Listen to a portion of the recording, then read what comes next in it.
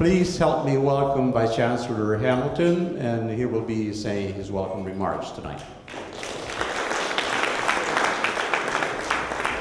Ladies and gentlemen, thank you very much indeed, and it's my enormous pleasure to welcome you all to Oxford. And I want to thank you all because you have brought sunshine with you. I cannot tell you, we have had one of the worst, one of the wettest, one of the most miserable winters in the history of Oxford. And suddenly, as the IAUP arrives, the sun breaks out and sunshine is everywhere to be seen. And I hope you have all had a chance to look around this great city, this historical city that has played such an important role in the world of university education for centuries. The University of Oxford began, we know not when. It is so old. It is so old, we do not know when it started. It was sometime in the middle of the 1100s. And so I would love to know exactly which date it was, because then we would have a big fundraising drive around the birthday celebrations. But every time I come up with a possible date, our historians knock it down and say that there's no real evidence. But you will see, I hope, as you wander around the city of Oxford, the beautiful architecture, the historical places that are represented by this university. And I should say, it is not only the University of Oxford. I have come to this reception from a celebration at our sister university, Oxford Brookes University, which this year is celebrating 150 years of existence. So in this city there are two universities, both playing important roles in their respective sectors. Now, it's a pleasure to be welcoming all of you as we talk about anniversaries, as we talk about celebrations. It's a pleasure to be welcoming all of you in the 50th anniversary of IAUP. And what a 50 years it has been, not only of the organization, but especially of the place of higher education in the world. And I think all of us, as university professionals, as university presidents and vice chancellors, can take great pride in the contributions that we and our institutions and our predecessors have all played in great contributions around the world to the quality of civilization, quite frankly, to the quality of debate, to the quality of the education of the students who come out of all of our respective universities. And so this is a 50th celebration for IAUP, but it's one that I think we should all, you should all, take great pride in. And being university presidents, clearly the president of IAUP felt that you would feel most at home, a place where you would feel in your natural habitat by locating this celebration this evening in a prison. And if you haven't had the chance yet, do put your head into the core of this hotel, because you will see it's the old Oxford prison that at over 200 years has contained the villains of Oxford. I can assure you there were a few university professors, faculty among them. There are a few of our current faculty I wouldn't mind occupying, but I will not mention any names. But certainly I think all of us, and as I represent Oxford and each of you represent your universities, the roles we play in creating those important transnational interactions that are so critical in the research of our faculty, in the international students who come to our universities and then go back to the world and do good things for the countries from whence they came. And certainly for us in Oxford, we have a very long tradition of international engagement. I like to tell every year in September when our new international students arrive that there's nothing new under the sun.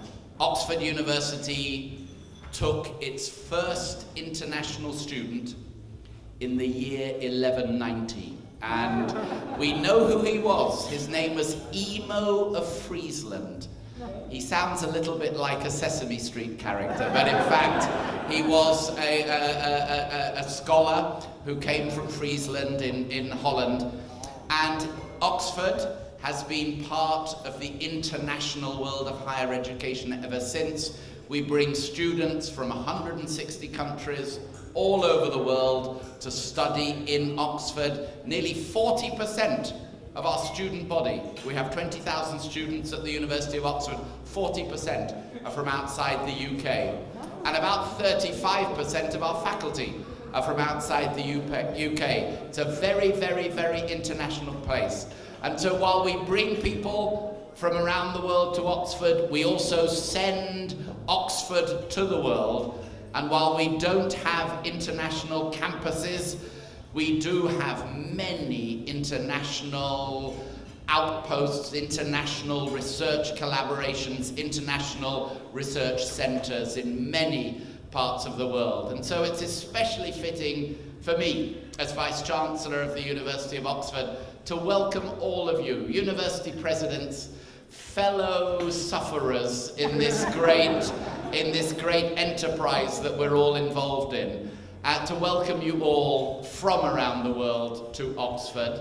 The President mentioned my background up to the current moment, but I too am someone who has a little bit of an itinerant feel to me, because I will end my time at the University of Oxford at the end of December. I will end my term as Vice-Chancellor, and my plan is to return to the United States, and I will become the President of New York University. And so here am I talking about, I will follow the great John Sexton as President of NYU, and here am I talking about overseas campuses. I will have a number of my own in coming years. And so let me again thank all of you for being here. I hope you do get a chance to look at this great university. We're very proud of it. We're very proud, as all of you are, of the things, the research that goes on here. We're very proud, as I know many of you are, of our spin-out companies. Oxford has been a great centre for innovation and spin-out companies in this region. And whenever I talk about Oxford spin-out companies, I do like to point out that Oxford has been spinning out companies for a very long time, and indeed for several centuries. Our first spin-out company was called Cambridge University. and so with that thought of how each of us is interconnected, welcome to all of you to Oxford. Thank you.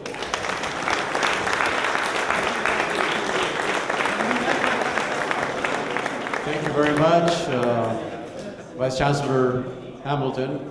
And now I will introduce very briefly our President of the International Association of University Presidents, IAUP, Dr. Toyoshi Sato. Dr. Toyoshi Sato is Chancellor of JF Oberlin University in Tokyo, Japan. And as many of you will remember, most of you will remember, he was an excellent host of the triennial conference of the IAUP last year in June in Yokohama. And we remember that occasion particularly well because it was a splendid triennial conference and he was a wonderful host. So without any further ado, please help me welcome Chancellor Toyoshi Sato, President of the IAUP.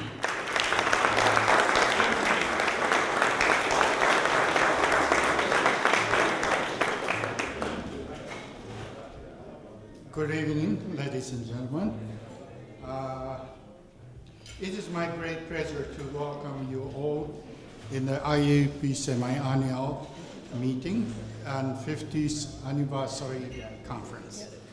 I would like to express my appreciation to Dr. Andrew Hamilton, Vice Chancellor of Oxford University, for being here to welcome us. IAUP is always supported by various regional associations of the universities, representatives of government, accreditation institutions, and public relations. I'm also grateful to President Shodan Drucker of Fairleigh Dickinson University and President Iwon Cho of Kyunhee University for their generous co-sponsoring of this great gathering and their ongoing hard work to develop IAUP for many years. We also appreciate our other sponsors for this gathering, English Language Services, Seoul Cyber University, the New York Film Academy, and University World News. We would not maintain and develop this organization without their continuous support. I wish to ask all of you to join me in expressing our appreciation to them for their great contribution to the IAUP. Thank you very much. I would like to extend my appreciation to our staff members. Thanks to their effort, we are still able to stay at the McDonald Randolph Hotel despite the damage by fire last month.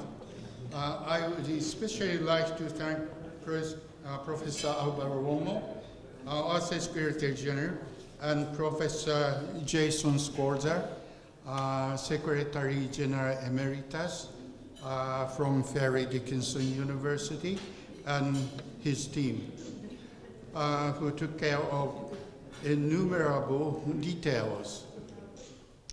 We are going to have 50th anniversary commemoration tomorrow, and will reflect our last 50 years of activities. We are also conducting IAUP Executive Committee meeting, Council of Senior Advisors meeting, Board of Directors meeting, and other special meetings arranged by regional presidents and universities. We will meet with special guests from various institutions to share with each other the most important issues of higher education. We are also looking for the University of Oxford conference to be held on May 24th at Trinity College with high-level speakers to discuss the future of higher education. So I can say that for the next 3 days, we will be looking our past, present, and future of higher education, which I hope will enable us to see an important path towards our future goals. In celebrating the 50th anniversary of IAUP, I believe that this special semi-annual conference will be a memorable one with great presentations, discussions, and special events. And for all friends to reunite and reaffirm our visions. And for new friends to meet those who share common goals. Thank you very much.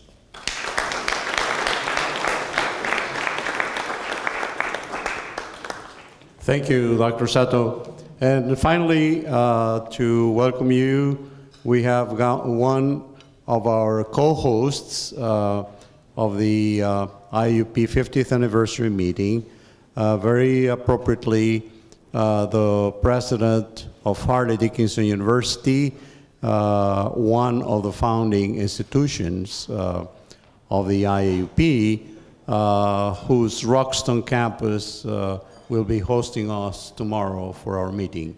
And I'm speaking, of course, of Mr. Sheldon Drucker, president of Harley Dickinson University, who will now say his welcome remarks. Let me just say he's been building that university with very hard work, and he was appointed acting president after occupying important positions there after the unfortunate passing of Dr. Adams, our former IAUP president.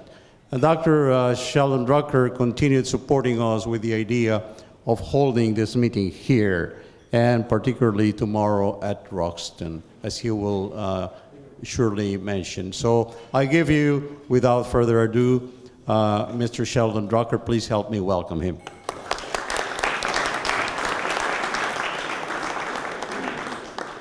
Thank you.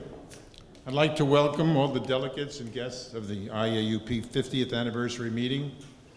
We have an exciting schedule of events and activities planned, including tomorrow's commemoration ceremonies at Roxton College and Sunday's academic conference at Trinity College.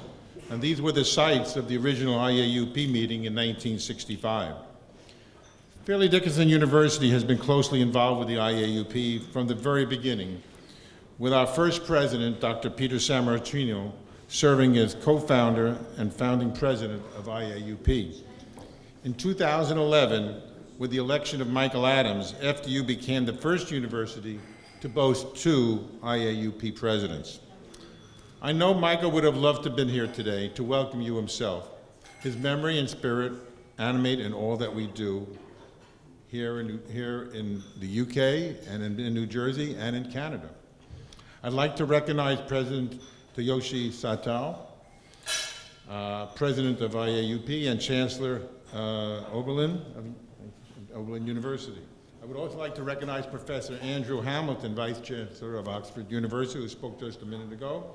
And I wish to welcome you to the States, to the Northeast, as President of New York University. Welcome back. Thank you. I'd like to recognize President In-Wan Chao, who could not be here tonight, President of Kyunghee University and the son of IAUP distinguished co-founder Dr. Young-Sik Cho. I'd like to thank him also for assuming the role of co-host. Much as FDU founder Peter Sammartino worked closely with Young-Sik Cho, I'd like to forward to look working closely with him as well. Tomorrow, we have a special treat. Roxton is a very, very special place for us. It also, the building that we're going to be in tomorrow is similar in age to Oxford University.